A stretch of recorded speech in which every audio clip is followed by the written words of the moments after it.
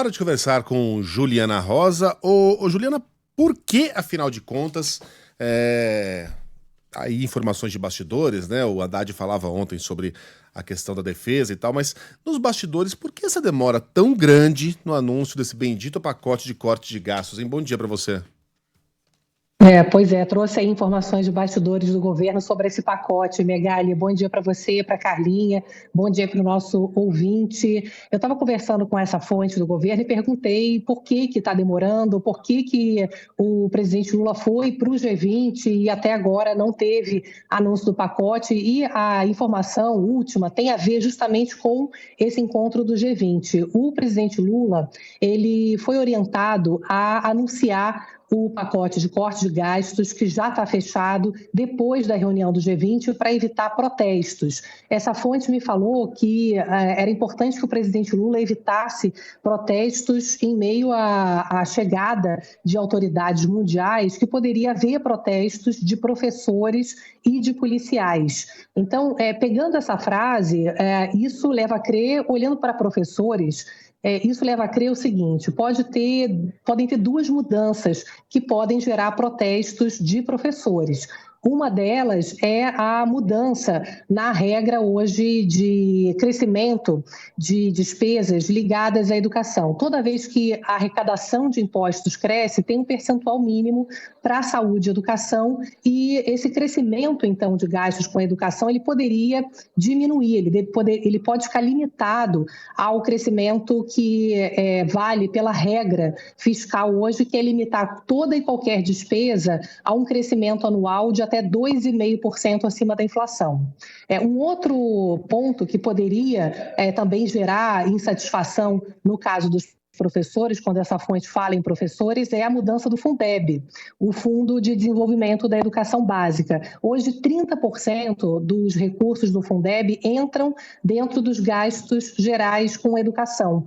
O que se discute é que uma parte maior do Fundeb possa entrar dentro desse limite de crescimento de despesa. Então, na prática, o Fundeb teria um crescimento menor no ritmo de despesas do que tem hoje. Olhando para o caso do protesto de policiais, que foi também que eu ouvi dessa fonte, leva a crer que pode ter algum tipo de medida no sentido de conter os supersalários. Poderia afetar, por exemplo, o tal dos penduricalhos, que levam várias categorias a receberem acima do limite de R$ 42 mil, que é o salário hoje do ministro do Supremo Tribunal Federal.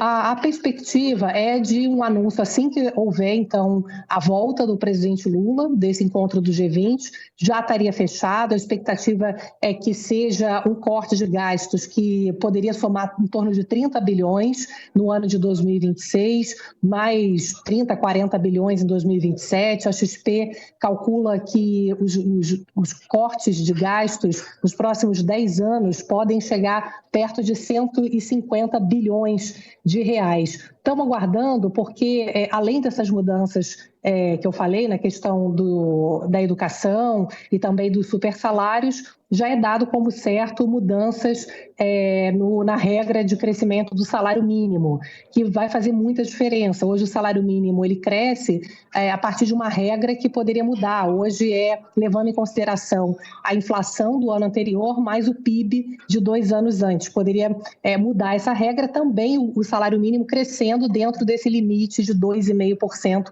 ao ano acima da inflação, que daria um alívio grande, porque aí cresce menos todas as despesas que estão ligadas ao salário mínimo, auxílios previdenciários, o BPC, auxílio-desemprego.